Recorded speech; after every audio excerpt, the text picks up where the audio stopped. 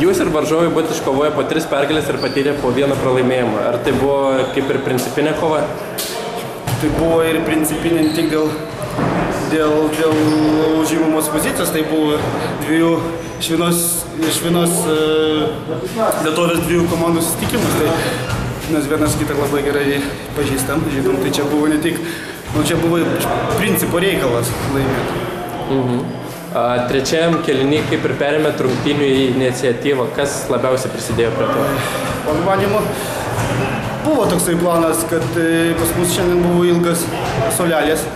Visi maždaug žaidėjai lygos, gali vienas kitą pakeisti, o pas juos žaidintis yra pora vaikinai, tai 6-7 žmonės. Jie pavargo trečiam kėlinį, kas ir matėsi, ir jau mes iniciatyvą perėmėm į savo rankas. Tai ką galima buvo ir tikėtis. Pirmasis ratas kaip ir artėja į pabaigą, ar esate patenkinti savo poziciją turnyrinėje lentelėje? Jo, esam patenkinti. Aišku, tas pralaimėjimas prieš tą komandą Kirviai. Nes tai juokavo, ne Kirviai, tai kaip ir Kirviai. Tai aišku, apmaudus pralaimėjimas, bet mes reabilitavomės ir pralaimėjom svarbias rungtynes, tai manau, kad neblogai.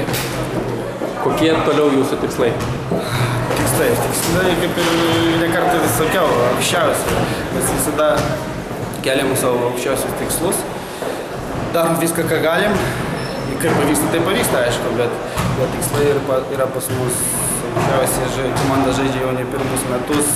Vaikinai mokysi vienoj mokykloje, žaidė už mokyklos komandą ir gerai pažįstami. Tai manau, kad susižaidimas mums atneš daugiau pergalių. Ačiū Jums.